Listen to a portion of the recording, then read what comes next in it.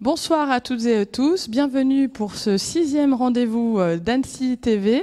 Déjà un mois que tous les jeudis, nous nous retrouvons à la même heure, 19 h, pour évoquer les sujets en lien du Covid et la façon dont on peut se déconfiner. La semaine dernière, nous avions évoqué à Mété la reprise économique. La semaine d'avant, à Sénaux, c'était sur la jeunesse. Et ce soir, nous sommes accueillis au théâtre de Bonlieu, le Baladoir, pour parler de la culture pendant le confinement et surtout maintenant que nous sommes déconfinés. Pour cela, il y a des personnes présentes ce soir, des habitants, des professionnels de la culture, mais il y a aussi vous qui pouvez nous parler à travers la plateforme. Vous pouvez poser les questions que vous souhaitez, suggérer des idées. Vous êtes libre et acteur aussi de cette émission. Pour commencer cette discussion, justement, nous avons réalisé une petite enquête dans la ville d'Annecy auprès d'une dizaine d'habitants afin de savoir justement comment ils avaient vécu cette période, ce que représente la culture durant le Covid. C'est une enquête de Julia Kunsley. On la regarde tout de suite et ensuite on échange. Moi qui de base ne lis pas, je me suis mis à lire. Et j'ai trouvé ça plutôt intéressant. Ce confinement nous a permis de nous retrouver avec nous-mêmes et nous permettre de trouver des choses qu'auparavant on ne s'intéressait pas. La culture et le Covid, pour moi, c'est un grand vide pendant 2 mois. Tout ce qu'on devait avoir comme fête sur Annecy, tout ça pendant l'été, évidemment, c'est tout annulé. Mais les fêtes, c'est la vie. C'est discuter, c'est voir du monde. Ils ont annulé des manifestations comme la Gay Pride. Je trouve ça hyper important parce que ça permet aux gens de s'exprimer, mais ils gardent le 14 juillet avec des restrictions, donc ça veut dire que ça marche. Donc ils pourraient faire la même chose pour d'autres manifestations. La musique que j'en écoutais pendant toute la période du confinement, etc. Ça me mettait entre guillemets le sourire aux lèvres parce qu'on était quand même confinés chez nous et c'était un peu compliqué, donc ça me changeait d'air en fait, comme si je voyageais. Maintenant avec internet, vous n'avez pas besoin de bouger. Moi j'ai vu visiter le Louvre il y a 15 jours. Malheureusement ce n'était pas aussi bien car en fait je n'avais aucune explication. J'explorais en fait avec des yeux d'aveugle parce que en fait je voyais ce que je voulais voir et pas ce qu'on voulait me montrer. Ce qui est compliqué, c'est que l'art c'est quand même quelque chose qui est voué à être partagé et je pense que cette crise qui nous a fait nous enfermer chez soi, ça bride les moyens d'expression, on va dire, parce que il n'y a plus moyen d'avoir une interaction directe avec son public. C'est catastrophique pour les artistes déjà, aussi bien les metteurs en scène que les services techniques. Ça m'inspire beaucoup de frustration pour nous, le public. Et dans la ville, c'est faire vivre la ville, c'est rassembler les gens de toutes les catégories sociales. Le confinement a incité les gens à vivre différemment, à changer leurs habitudes. Et je pense que si la culture elle veut continuer à exister, dans tous les cas, elle doit se réinventer, en tout cas pour le moment. Et mine de rien, il y a quand même des possibilités en lien avec le festival d'animation, sur le paquet ou autre, pour pouvoir permettre d'accéder à cette culture.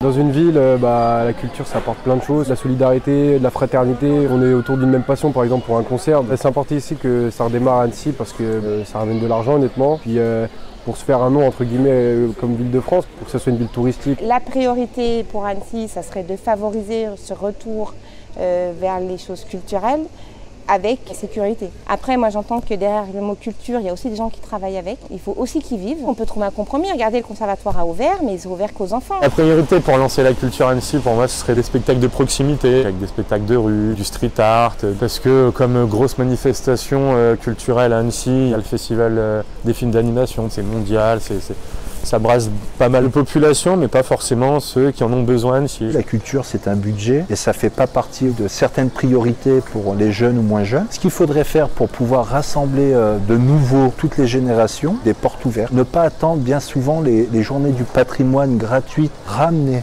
les gens à la culture. Il faut faire des choses en rapport avec le Covid, des spectacles avec des masques, des concerts avec des masques, parce que ça relève des sujets très très profonds sur l'être humain, sur notre futur. Ça aurait un impact éducatif. Peut-être que la priorité pour les artistes, c'est de reprendre les répétitions. C'est le moyen de s'assurer que dès qu'on est totalement déconfiné, on est prêt à remettre la machine totalement en route. Comment ils comptent peut-être instaurer tous ces concerts ou ces festivals. Ça apporte de la joie, ça apporte tout ce qu'on n'avait plus dans le confinement. C'est une fédération en fait et ça réunit les gens. Et on a besoin d'être réunis, je pense, en ce moment. Ma seule question, c'est quand Quand reviendrez-vous? Nous sommes pressés de retrouver le bonheur de vous voir. Alors, vous venez de voir cette enquête des habitants et nous avons justement parmi nous quelques personnes qui ont été interviewées. Et ce qui est marquant, c'est que finalement, ce confinement, ça a été à la fois pour certains un vide en termes de culture, mais aussi des découvertes. Et justement, je vais tout de suite me tourner vers Yanis Benatia. Vous êtes un étudiant. Le confinement n'est jamais facile pour tout le monde, mais alors quand on est jeune, ça doit être encore plus compliqué. Pour autant, vous nous dites, j'ai découvert pas mal de choses. Comment ça s'est passé pour vous? Qu'est-ce que la culture vous a apporté? Bon, ce fut compliqué, on le sait tous pour tout le monde. Et pour moi, ça a été encore plus parce que je suis un jeune, etc. Et j'ai eu, enfin, comment dire, la culture pour moi, ça a été important, surtout musical. Je me suis évadé avec la musique et tout ça. Donc, franchement, j'ai vraiment eu besoin de ça pendant le confinement, surtout musical et que ce soit les films et tout ça. Enfin, ça m'a permis de penser à autre chose et essayer d'oublier cette période. Très bien, je vous invite à passer le micro, ou non, puisqu'on ne peut pas, à justement Steve Frazier. Vous, comment ça s'est passé pour vous? Qu'est-ce qui vous a marqué le plus durant cette période et surtout, qu'est-ce que vous avez découvert durant le confinement au niveau culturel?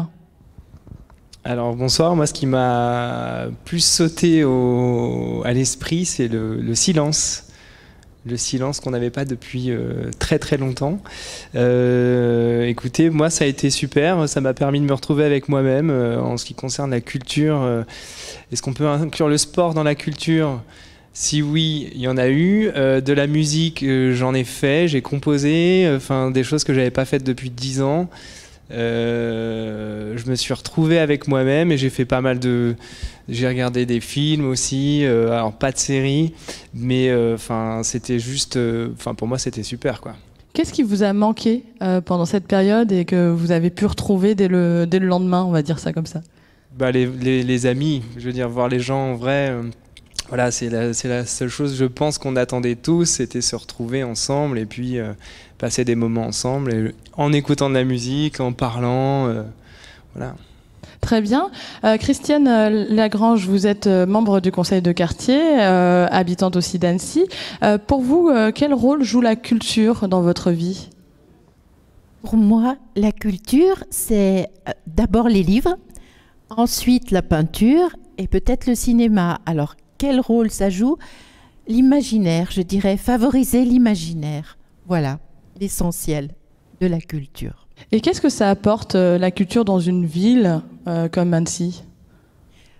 La vie, j'ai envie de dire la vie, parce que la culture, sous toutes ses formes, ce sont les contacts. Je pense qu'on a tous dit, chacun à notre manière, que ce qui nous a le plus manqué, c'était les contacts, et que l'on se retrouve dans des concerts, au cinéma, dans une médiathèque ou une bibliothèque.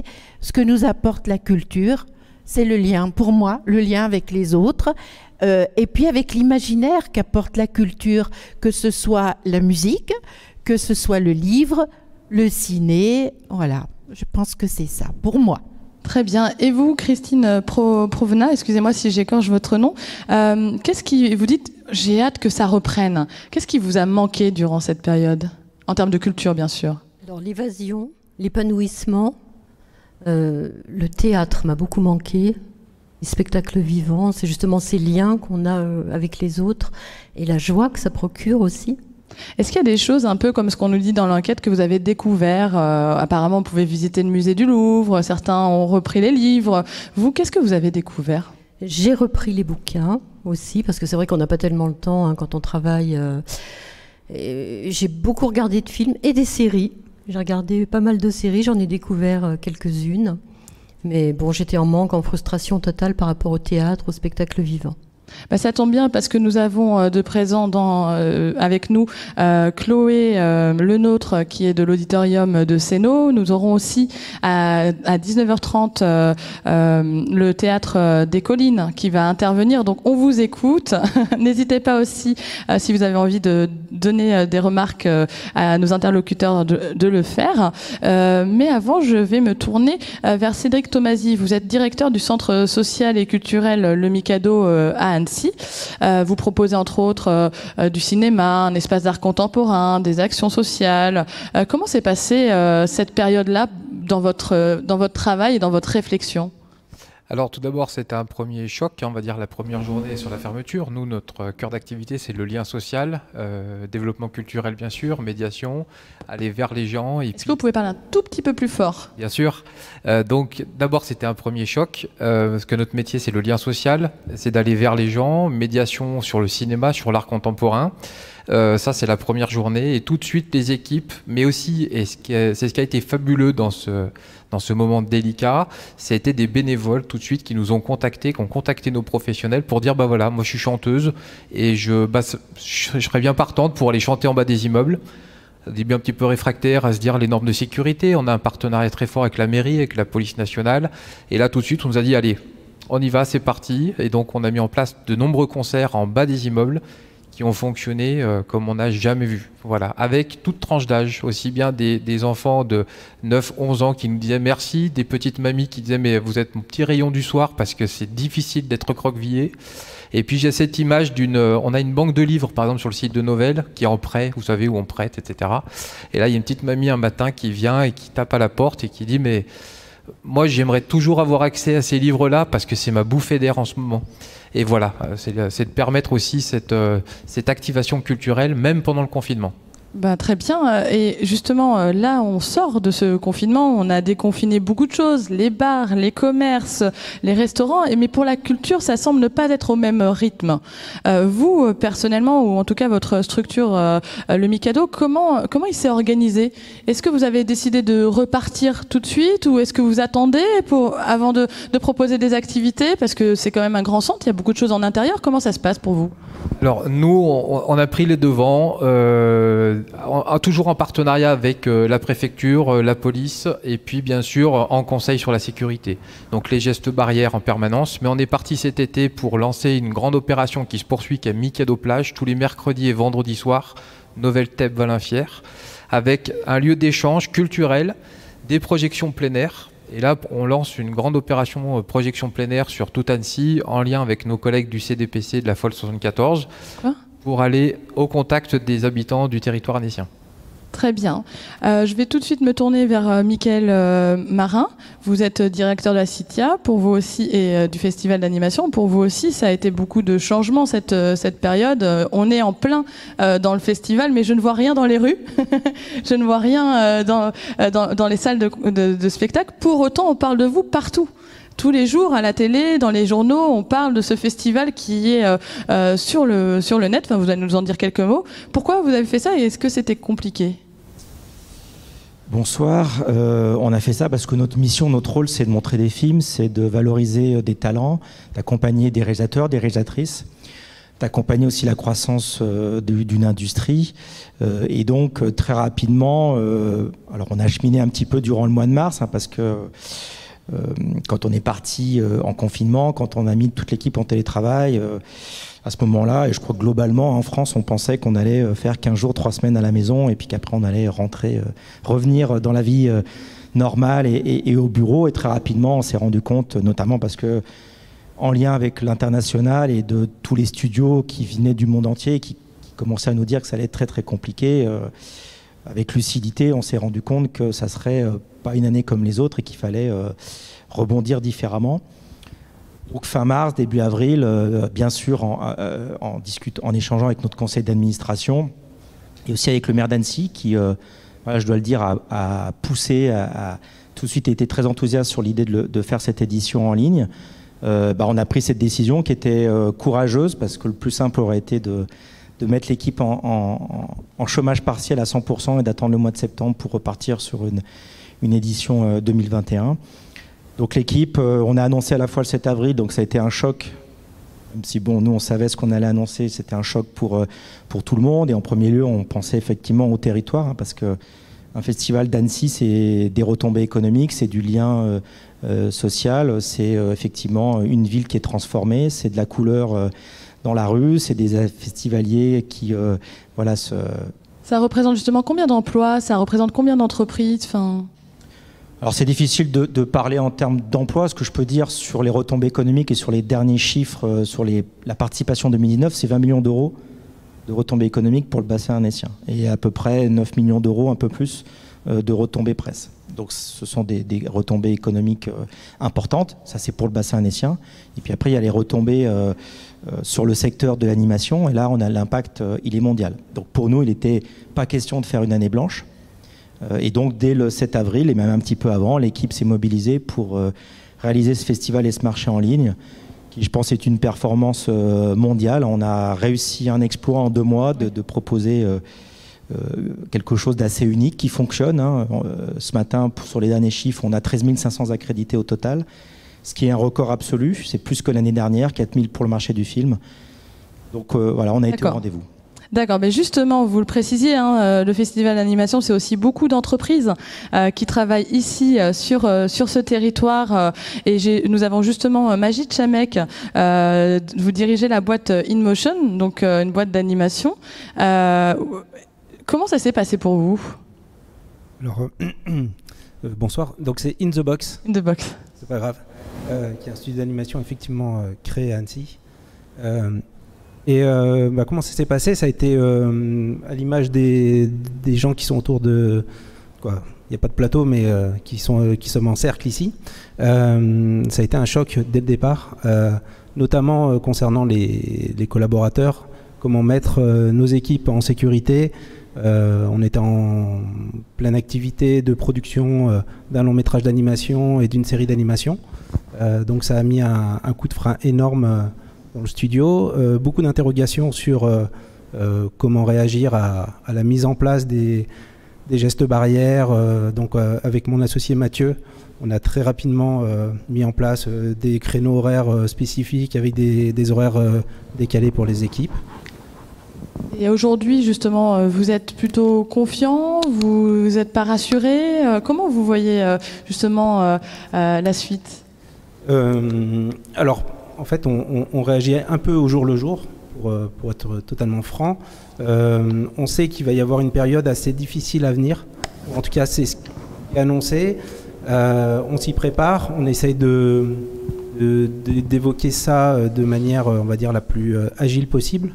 On imagine... on voit déjà, en fait, qu'il y a certains projets qui se décalent. On a des demandes qui se font sur des périodes un peu plus longues, c'est-à-dire que les gens avec qui on a l'habitude de travailler sont plutôt sur des périodes de septembre, voire 2021, 2022. On commence à nous parler de projets qu'on aurait dû commencer, qui sont pas annulés, mais souvent décalés assez longtemps, sur plusieurs mois dans le temps.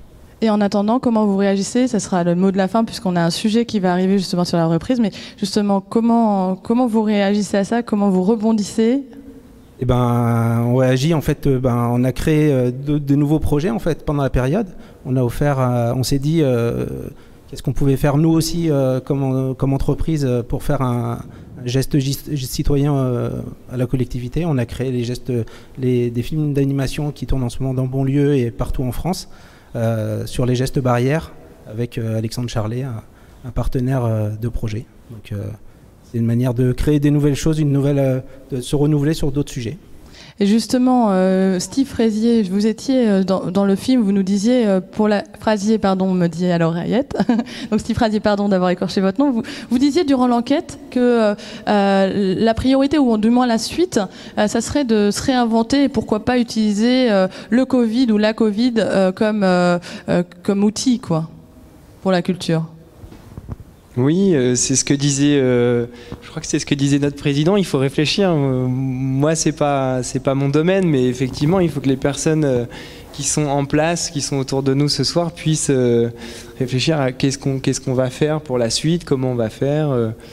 Est-ce qu'on va pas faire des nouvelles choses, des choses en rapport avec le Covid.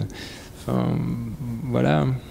Très bien, je vous propose que ça soit la seconde partie de notre discussion, mais avant, on l'a dit, il y a beaucoup de choses qui réouvrent, qui doivent se réinventer parce qu'on est dans un contexte spécial et nous avons eu la chance d'être accueillis par le conservatoire de la ville durant sa première semaine, qui nous a fait part justement de la façon dont il réouvrait ses portes. C'est un sujet de Julia Kunsley et on en parle juste après.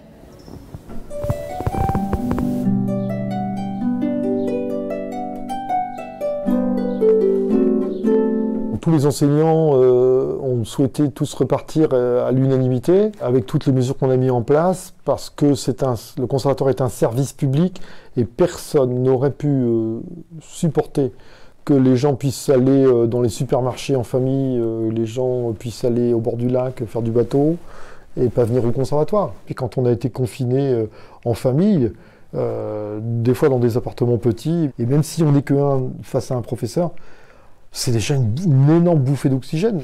Donc ligne 3, mesure 3, qu'est-ce qui te gêne rythmiquement? Les petites notes, non? Les petites notes, voilà. Tatam, tatam, tu vois toute cette montée là? Si je suis obligée de parler à Fabien en ligne et en mesure, c'est parce que d'habitude je suis à côté de lui, puis je lui dis là. Joue-la juste en premier. Ouais, ça va aller. Je ne crois pas qu'on puisse continuer à distance en téléenseignement parce que la musique c'est de l'humain avant tout, c'est pas de la machine. L'importance de garder le lien avec les élèves, c'est évidemment le cœur de notre projet, même avant le Covid. Je pense qu'un conservatoire c'est fait pour apprendre la musique, la danse et le théâtre, mais c'est pour en faire ensemble. Le lien social c'est de voir la couleur des yeux des gens et d'entendre le vrai son de l'instrument. On a un petit souci d'accord. T'as pas entendu? Il y a une corde là. Il est totalement... Ouais, tu peux l'accorder? D'habitude, je suis à côté, je prends la clé et c'est moi qui donne un petit coup, mais là, Fabien, il faut que tu te débrouilles tout seul. Je me dis que j'ai travaillé beaucoup l'autonomie et que du coup, je suis capable de faire de nouvelles choses. J'ai pu même décider de certains morceaux d'échauffement sans l'aide de ma prof.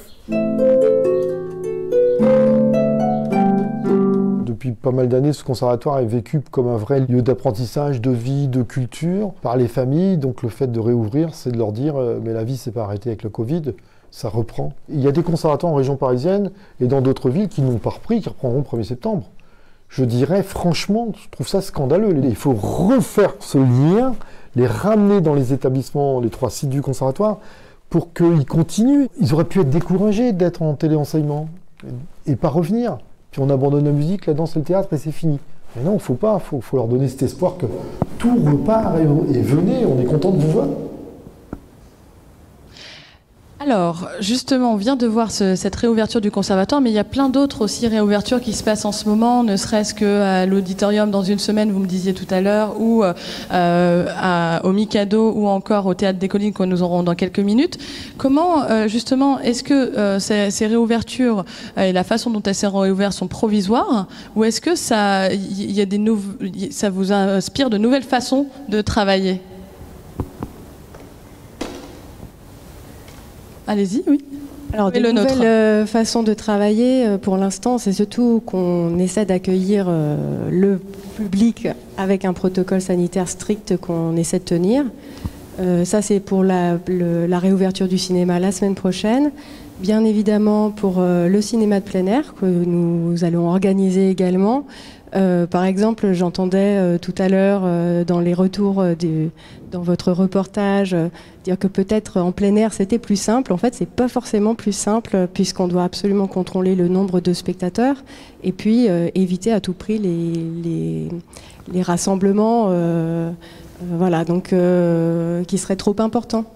Donc c'est vrai que c'est assez contraignant. On n'a pas, par contre, on a plutôt déplacé les choses, on les a pas réinventées. Après, par contre, ce qui concerne le spectacle vivant, donc à la rentrée, nous, on a maintenu notre présentation de saison le 17 septembre. En ce qui concerne les protocoles sanitaires sur le spectacle vivant, ils sont plus importants, plus stricts. Notamment, c'est plus dur pour nous d'accueillir des spectacles et de tenir les mesures de distanciation sociale, par exemple, notamment pour des spectacles de danse. Et se poser la question du coût de l'œuvre, et peut-être qu'on va devoir la réinventer à ce moment-là. Très bien, vous l'avez dit, il y a des œuvres ou des spectacles qui sont plus compliqués que d'autres à mettre en place, la danse, mais aussi le chant. Et nous avons avec nous Philippe Stolz, qui est professeur de chant et de chorale. Vous avez une chorale d'une 60aine de personnes. Comment vous avez réagi lorsqu'on s'est dit, on ne peut plus se réunir, on ne peut plus chanter? Qu'est-ce que vous avez fait? On a continué en fait avec Skype et Zoom et autres outils internet pour travailler, mais c'était insupportable. En tout cas de chanter. On a continué à se rencontrer, à discuter entre nous et dès que possible, on a repris les répétitions. Donc dehors, on s'est mis place du château. On était 10 au départ, après 15, en se séparant, en respectant les normes de sécurité, enfin à notre manière. Effectivement, on n'a pas demandé d'autorisation, mais on l'a fait parce qu'on est des artistes, on a besoin de le faire. En fait, il faut bien se rendre compte aussi qu'on est une chorale, comment dire, un peu autonome. On ne dépend pas d'une institution sur Annecy, donc il faut qu'on se débrouille par nous-mêmes. En fait, donc on a continué nos répétitions. Pourquoi vous l'avez fait? Qu'est-ce que ça apporte? Qu'est-ce que ça a apporté? Vous dites d'abord 10, ensuite 20, maintenant 60. Qu'est-ce que ça apporte? On n'est pas encore 60, hein, tout le monde n'est pas venu encore. Mais alors. Grâce à ça, on a eu l'Archipel Sud, qui est une MJC Annecy, là, qui nous a fait jouer pendant le confinement. Et vraiment, on les remercie parce qu'on a pu continuer à travailler. On l'a fait en respectant tout le monde, justement. On a fait ce qu'on fait d'habitude, mais en respectant les normes de distance, qui est compliqué pour une chorale. Parce que souvent, on s'appuie sur l'autre. Enfin, c'est compliqué. Ouais. On a réussi quand même à fonctionner. On l'a fait 2 fois, donc encore une fois vendredi dernier, dans les quartiers. Et c'était un bonheur magnifique pour les gens qui étaient depuis longtemps dans leur appartement à un peu s'ennuyer, à rêver à des choses peut-être autres. Enfin, voilà. C'est vrai que dans le film, beaucoup de personnes disent que la culture, ça permet de fédérer, de se lier les uns avec les autres. Donc, où est-ce qu'on peut vous retrouver la semaine prochaine, par exemple, si on a envie d'écouter de la musique ou chanter? Mais là, d'après ce qu'on sait depuis 1 heure, le maire a ouvert un peu pour le 21 juin. Donc, on va jouer là au Hara à 20h, au Hara le 21 juin. Et on sera à 17h au bistrot des Tilleuls, dehors, bien sûr, tout ça c'est dehors. Hein. En chantant et en respectant les consignes de sécurité. Mais pour des artistes, c'est ce moment un peu difficile et vraiment intéressant. Comme lorsqu'il y a eu des conflits de guerre ou autre, il y a toujours eu des artistes qui ont fait des choses, tout le temps. Et on se sert de ce qui nous en empêche pour en faire quelque chose de rayonnant, quoi. C'est ce qui est fabuleux, quoi. Merci beaucoup. Justement, on a en Skype Madame Eva Duchamp-Konichkova, qui est la directrice du Théâtre des Collines, qui est avec nous, qui écoute cette discussion depuis un petit moment. On dit aussi sur le site internet, voilà, qu'est-ce qui va se préparer cet été? Monsieur vient de nous annoncer que pour la fête de la musique, on pourra aller chanter. Vous, au niveau du théâtre, comment ça va se passer? Alors oui, nous au niveau du théâtre, nous avons pris la décision conjointement avec la ville de maintenir sous une certaine forme un peu modifiée notre programmation estivale à la belle saison qui se déroule habituellement sur plusieurs semaines sur tout le territoire d'Annecy. Là, nous avons été contraints de la revoir, d'adapter les lieux bien sûr aux contraintes sanitaires, de revoir aussi avec les artistes leur disponibilité et nous avons décidé donc de tout faire pour pouvoir démarrer tout début juillet sur notre rythme habituel, tous les mardis, tous les jeudis, des spectacles sur l'ensemble du territoire dans les 6 communes pendant 5 semaines, donc ça fera une dizaine de soirées. D'accord, donc une dizaine de soirées en perspective. D'habitude, cette saison, en cette période, c'est plutôt un temps où c'est fermé. Pourquoi vous avez souhaité quand même maintenir, ou du moins développer, des activités en extérieur? Qu'est-ce que ça apporte à une ville ou aux habitants? Alors oui, le Théâtre des Collines est un théâtre qui fonctionne sur 2 sites, le site du Théâtre Renoir et puis le site Rabelais à Métais. Nous accueillons à peu près 70 spectacles dans la saison entre septembre et mai. Et ensuite, depuis plusieurs années, on développe une offre aussi en plein air sur l'été parce que je considère qu'un théâtre municipal, son rôle, c'est aussi d'aller rencontrer les habitants, d'infuser le territoire. Et je pense que ce qui nous a beaucoup manqué dans cette période de confinement, c'était pas tant la culture en général, parce qu'elle était présente au travers des livres, vos invités en ont parlé, la musique, les films, les visites de musées, mais cette culture-là, elle était individuelle, elle était numérique. Et ce qui nous manque, c'est le collectif. Ce qui nous manque, c'est justement cette rencontre, partager les émotions ensemble. Et c'est pour ça qu'on a décidé, même si c'est pas tous les jours très facile, depuis 2 semaines qu'on y travaille, on a décidé de la maintenir coûte que coûte, de permettre aussi, parce que on considère que notre rôle, finalement, d'un théâtre, c'est d'être le lien entre les artistes et les publics.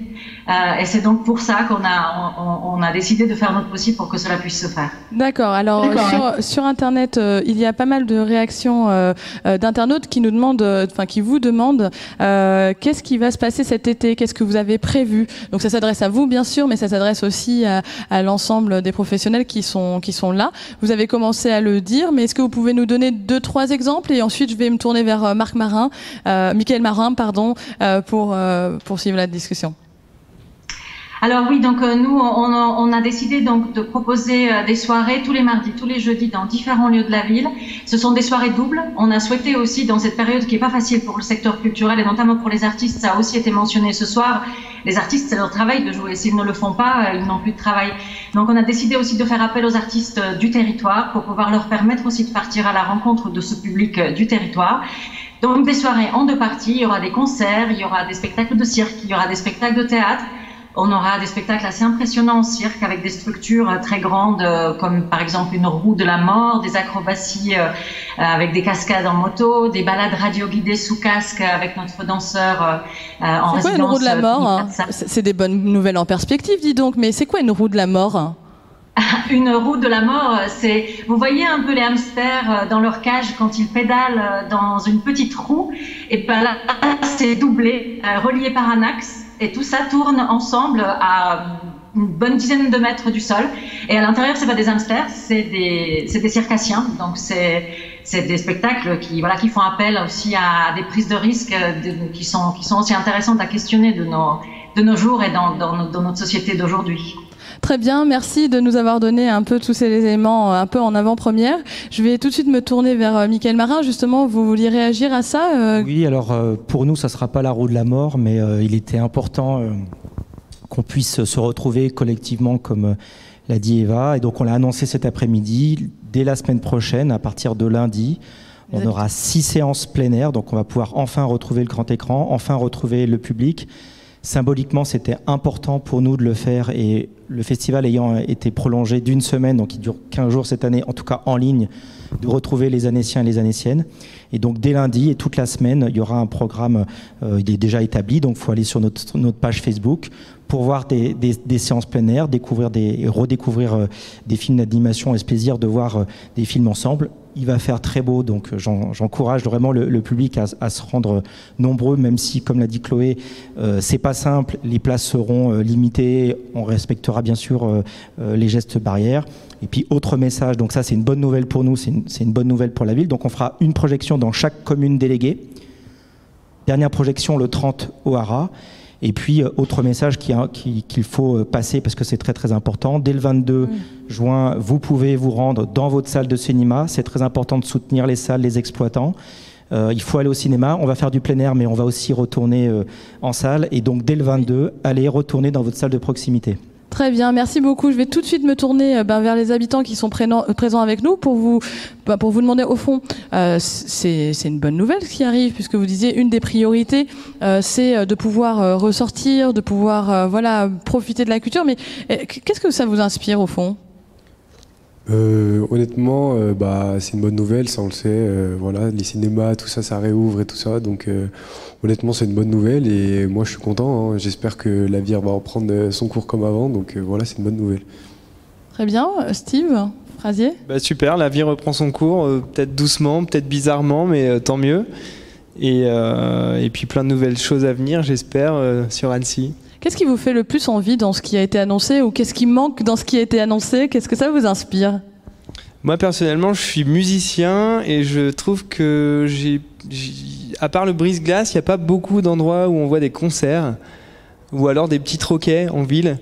Bon, c'est très personnel, hein, mais je trouve que ça manque beaucoup pourquoi je créerais pas quelque chose du coup. D'accord, on note. Si certains veulent réagir, n'hésitez pas.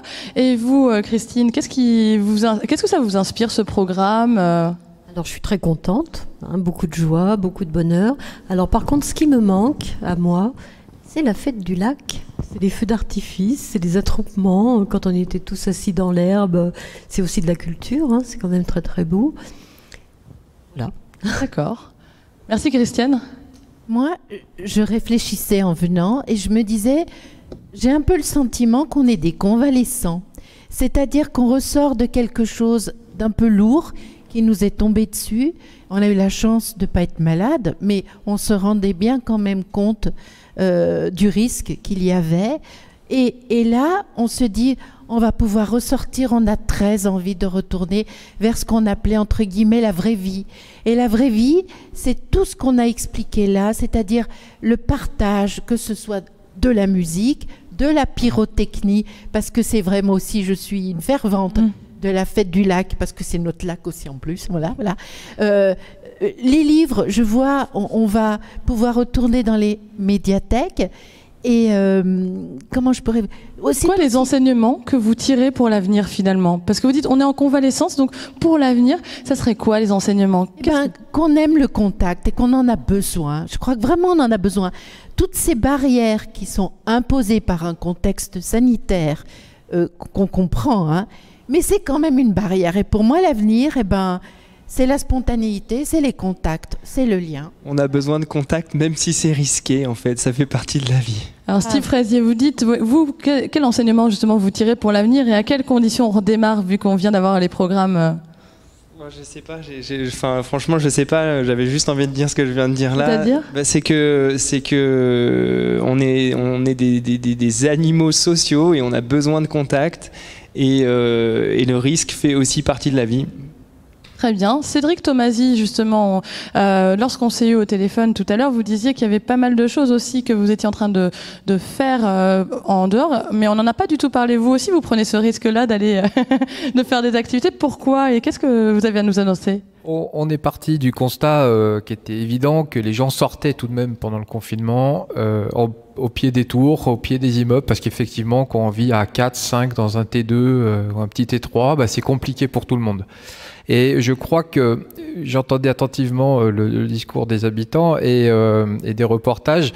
Je crois qu'il faut être rassuré d'un premier point, c'est que la culture a toujours travaillé, même pendant le confinement, les professionnels, les bénévoles, les artistes, tout le monde, pour préparer justement le vivre ensemble. Alors ce vivre ensemble cet été, il va être un peu chaotique, mais effectivement, à Mikado, on a pris la décision de braver un petit peu tout ça, toujours en lien avec un accompagnement de la municipalité, et puis aussi des services de préfecture pour sécuriser aussi ces dispositifs, mettre au pied des immeubles, lancer une grande opération culturelle. Nos médiateurs de l'art contemporain, ils s'emploient à trouver de nouvelles techniques, de nouveaux médias et d'aller au contact, mais un contact particulier cette année des gens avec des gestes de barrière.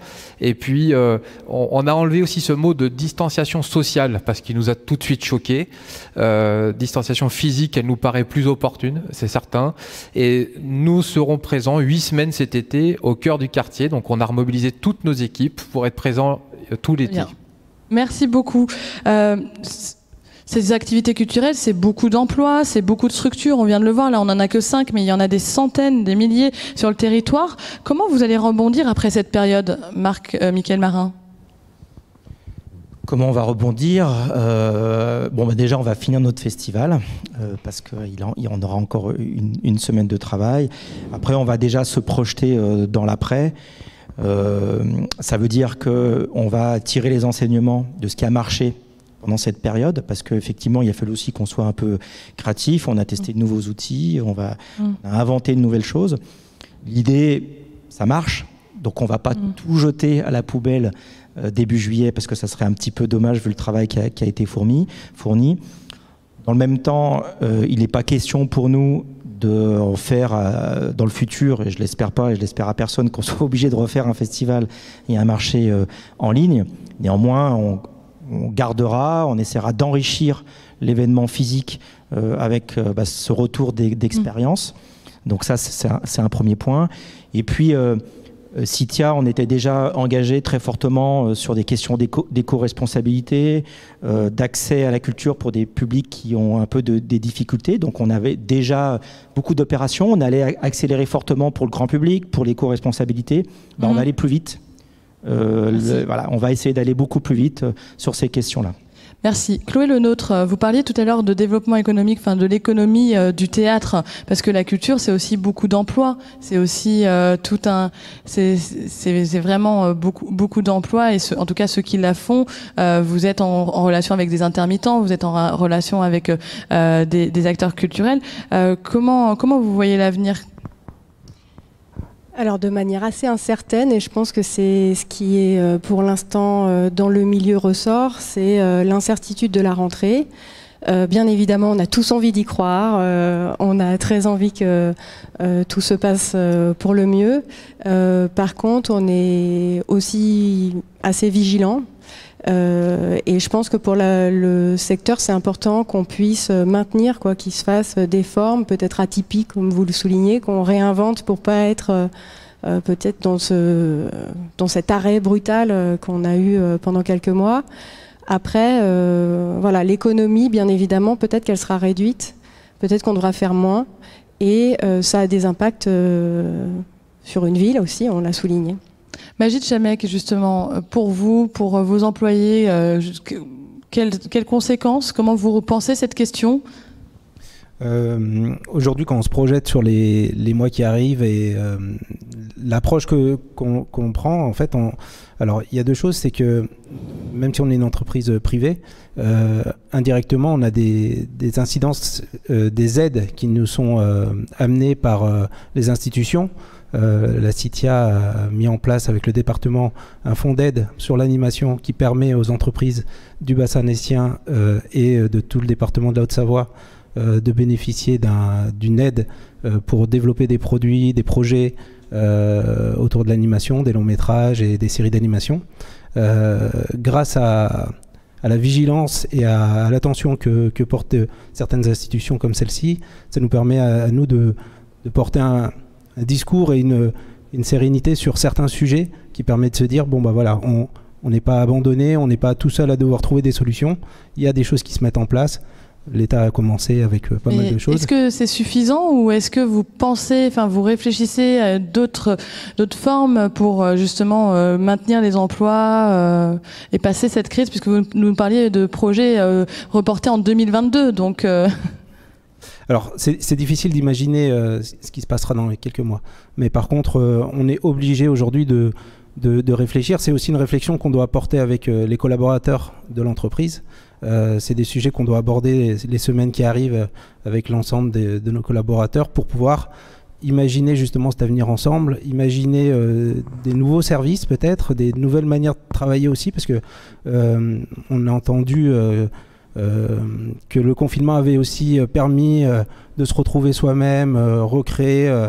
J'entendais une personne dire qu'il s'était remis à composer de la musique, etc. Peut-être qu'il y a une manière de travailler différente qui permettrait d'aménager le temps différemment, peut-être d'offrir plus de confort pour les gens qui travaillent et de travailler plus efficacement à d'autres moments et d'aménager les choses. Est-ce que justement vous avez appris, vous dites on a appris de nouvelles manières de travailler, c'est-à-dire comment ça s'est organisé ? Jusqu'à maintenant on travaillait tous enfermés dans des bureaux sur des ordinateurs tous ensemble et c'était très bien, on s'amusait bien parce qu'on a de la chance de vivre un métier passion, mais du jour au lendemain on a dû transformer notre manière de travailler, offrir l'opportunité de travailler à distance et en fait on s'est rendu compte que ça fonctionnait aussi. C'était des choses auxquelles on pouvait ne pas croire dès le départ et finalement en fait des nouvelles choses, des nouveaux réflexes et aussi le sérieux des collaborateurs a permis de le faire. Et pour vous, merci beaucoup. Et justement pour vous, Philippe Stolz, est-ce qu'il y a eu de nouvelles façons de travailler ? Est-ce que vous avez développé de nouvelles choses ? Parce que on le dit, on me le dit beaucoup, c'est la situation des intermittents n'est pas évidente, c'est une période un peu difficile. Donc comment vous voyez les choses ? Alors, pour les répétitions, c'est difficile. Là, on se met à on répète au Jardin de l'Europe, là, en ce moment.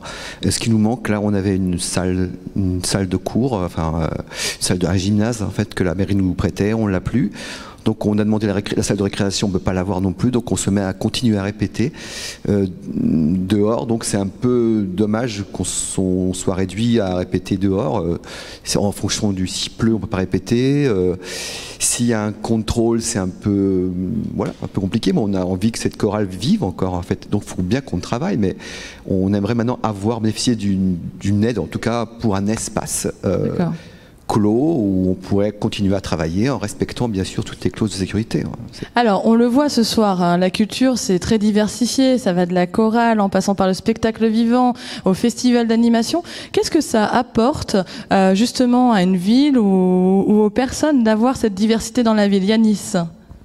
Honnêtement, ça permet de se rassembler et de vivre autour d'une même passion. Et pour moi, par exemple, la musique qui est le thème le plus parlant et qui m'évoque le plus de choses dans la culture, ça m'apporte énormément. Ça me permet de voir mes amis, de partager une passion. Et je trouve ça très important. Et pour la ville, d'avoir cette diversité? C'est une sorte, pour moi, ce serait de la solidarité et de la fraternité, comme je l'ai dit justement dans l'interview. Et ouais, voilà, pour la ville, c'est ça. Christiane, pour vous, qu'est-ce que ça apporte justement? On parle de, je ne sais pas si vous-même vous pratiquez certaines activités culturelles. Vous nous parliez du théâtre, on parle du chant, on parle, voilà, qu'est-ce que ça apporte à une ville et à vous? Je suis très bonne spectatrice, hein, je ne pratique pas. Donc, eh bien, je vais être très simple dans ce que je vais répondre. Ça m'amène d'être heureuse de vivre, d'être heureuse d'être en vie. Là, je trouve que la culture, oui, ça nous amène de la joie, ça nous amène de l'ouverture d'esprit, ça nous permet d'évoluer, enfin voilà. Oui, vous nous disiez, j'ai vécu ça comme un enfermement, ce confinement, quoi. Tout à fait. Et qu'est-ce que vous avez hâte de retrouver alors? Je vous l'ai déjà dit tout à l'heure, c'est le théâtre, c'est les personnes en chair et en os devant moi, et puis cette émotion partagée justement avec les autres personnes. Hein. Très bien.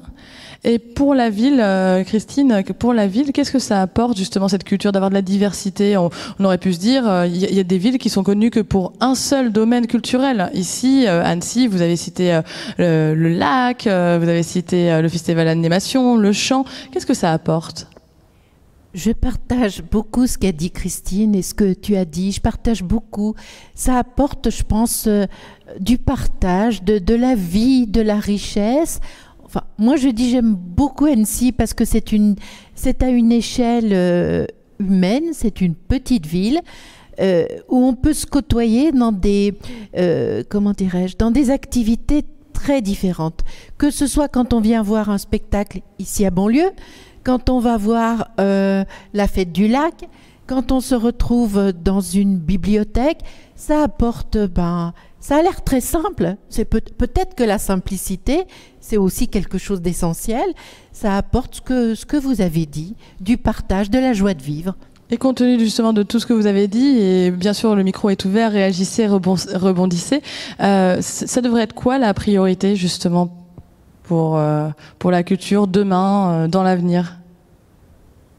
Ouverture d'esprit, comme tu disais. Oui, et je pense que la priorité, c'est de l'amener à tous, à toutes les catégories sociales. Ça, c'est vraiment très, très important. Pourquoi? Que la culture...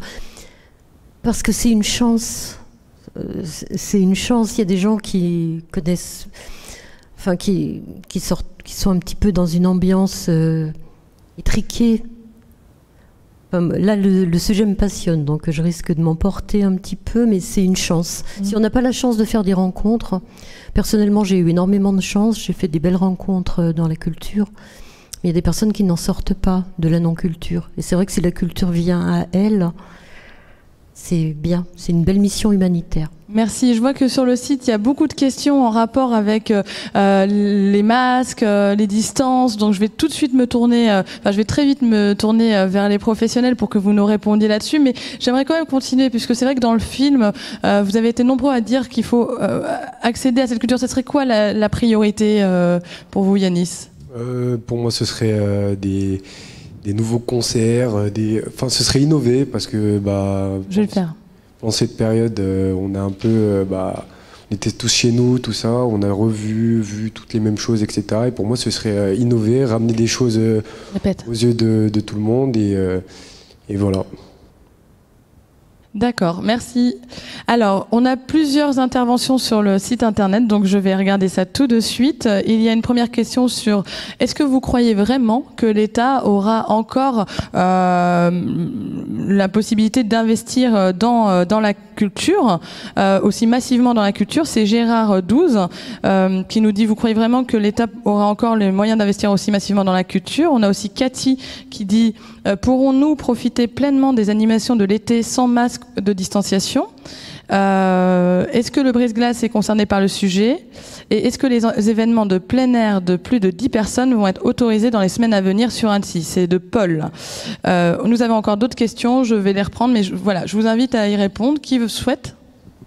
Oui. Alors, sur la question de l'État, je pense que il ne faut pas imaginer que l'État va le faire tout seul, et de toute façon, ce n'est pas le sens du discours du chef de l'État, et ce n'est pas de toute façon ce qui conviendrait de faire.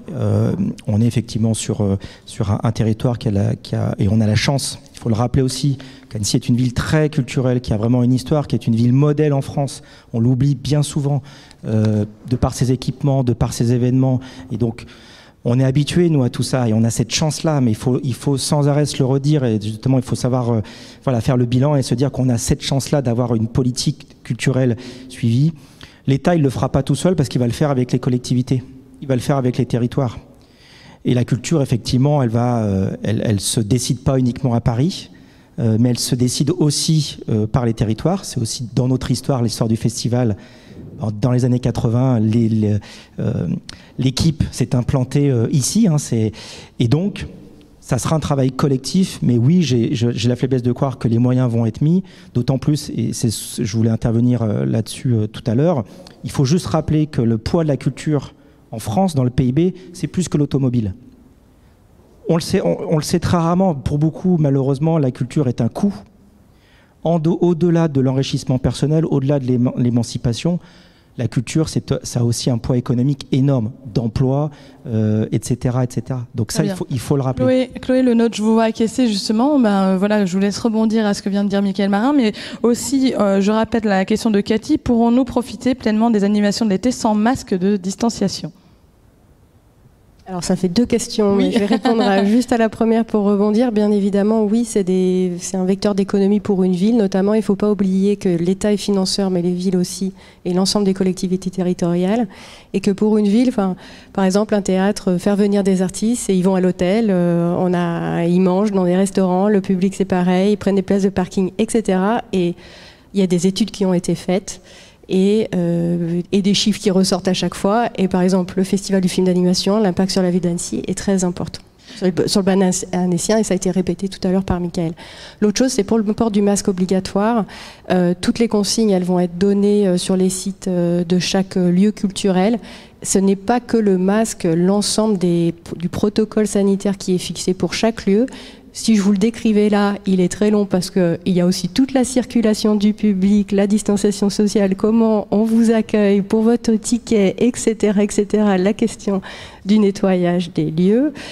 Donc tout ça pour vous dire que vous pourrez aller au cinéma en toute sécurité et que à chaque fois, pour en tout cas les gestes barrières, c'est déjà donné sur les programmes et sur les sites internet de l'ensemble de nos confrères et de l'Auditorium Céno, c'est le cas. Qu'est-ce que vous avez envie de dire justement aux habitants pour les rassurer? Parce qu'on l'a dit ce soir, la culture, ça représente du lien, ça représente de l'économie. Qu'est-ce que vous avez envie de dire justement aux habitants, au-delà du masque finalement, pour les rassurer et revenir au théâtre ou revenir à la culture? Et déjà, tout est prévu et on l'a bien réfléchi. Et je pense que désormais, alors que si on se rappelle les mois de février-mars où on avait une activité culturelle, très clairement, on n'était pas prêt. Là, on est prêt et le public peut vraiment revenir dans les salles sans peur et sans crainte. Cédric Tomasi ? Il faut effectivement que tout le monde se rassure, mais je ne sais pas si les gens sont très inquiets d'accéder sur les lieux culturels. J'entendais tout à l'heure, il y avait l'ouverture du débat sur l'accessibilité. Et nous, notre job toute l'année, c'est de ramener l'accessibilité de l'art contemporain du cinéma sur des gens qui sont dits éloignés. Je salue d'ailleurs les partenariats qu'on a avec le CITIA, mais aussi Banlieue Scène Nationale, qui nous permettent, qui nous ouvrent toutes les portes d'accéder ou de nous fournir les films nécessaires au milieu du quartier, ou aussi d'emmener des jeunes dits éloignés sur le théâtre de Banlieue Scène Nationale ou nos collègues de l'auditorium. Je crois que tous les acteurs culturels annéciens, ils sont en marche depuis de longues semaines pour préparer un événement fort cet été. Là, il y a les cinémas plein air qui prennent place, ça y est, dans toute Annecy, le Haras dans quelques jours. La plupart des écoles vont ouvrir les cours cet été pour pouvoir avoir tout un flux de circulation, des gels hydroalcooliques, etc. On ne va pas devenir complètement fou de toutes ces normes. On veut aussi juste retrouver notre public et passer du temps avec tout le monde, tout en respectant ces gestes, barrières, c'est sûr, mais très vite amorcer une nouvelle saison. Mais je crois, encore une fois, hein, j'insiste, je crois que la culture se réinvente et se réinventera tout le temps. Et ça a toujours eu sa place. Je rejoins parfaitement monsieur quand il disait que pendant la guerre, il y a toujours eu des dispositifs culturels. Annecy est une belle ville, a su réagir. Les partenaires sont toujours en lien, au service des habitants et des habitants qui attendent que ça. Retrouver la culture et se réinventer, qu'est-ce que ça vous inspire justement Yanis, Christiane, Christine, Steve, je vous invite à réagir, il nous reste que 4 minutes, donc vous aurez le mot de la fin. Qu'est-ce que ça vous inspire tout ça, toute cette discussion et voilà. Yanis Je laisserai quelqu'un d'autre répondre à ma place parce que je suis pas trop calé pour répondre à cette question. Mais... Sur la suite, qu'est-ce que ça vous inspire ? Honnêtement, ça m'inspire un peu plus de confiance qu'avant, mais cette situation actuelle fait qu'on est toujours craintif par rapport à tout cela. Mais bon, si on a aujourd'hui des gens qui sont qualifiés, et des professionnels qui nous disent qu'on sera en toute sécurité, etc., franchement, je leur accorde ma confiance, quoi. Christiane Provenat, je vous voyais rebondir, vouloir réagir. Moi, ça va être très rapide aussi. J'y retourne ventre à terre. Et vive la vie, vive la culture. La vie et la culture sont plus forts que tout. Voilà. Moi, je trouve aussi qu'on a démontré qu'on était très différents, on ne se connaît pas, mais on est drôlement sur les mêmes longueurs d'onde, à la fois pour l'envie de se retrouver, et à la fois, moi je dirais, comment dirais-je, moi je suis parfaitement rassurée quand je vais dans une structure, que ce soit un cinéma ou un commerce, on nous a bien expliqué les règles à respecter et on jouera le jeu. Mais si on joue le jeu, on est parfaitement rassuré. C'est vrai que le jour où on pourra ranger les masques, on pleurera pas, mais tant qu'on nous dit qu'il ne faut pas les ranger, on ne les rangera pas. Voilà, je crois qu'il faut s'habituer, comment dirais-je, s'adapter à quelques règles, on le fait tous, la preuve en est, mais ça ne nous freinera pas pour continuer à faire tout ce qu'on aime faire au niveau de la culture. Voilà. Merci beaucoup pour ce très beau mot de la fin. Je vous remercie d'avoir été présent avec nous. Nous nous retrouvons, jeudi prochain, donc à 19h, cette fois-ci à Pringy, pour parler de la relance du tourisme et du commerce, enfin du tourisme et du commerce. Donc nous vous attendons nombreux. Très bonne soirée à vous.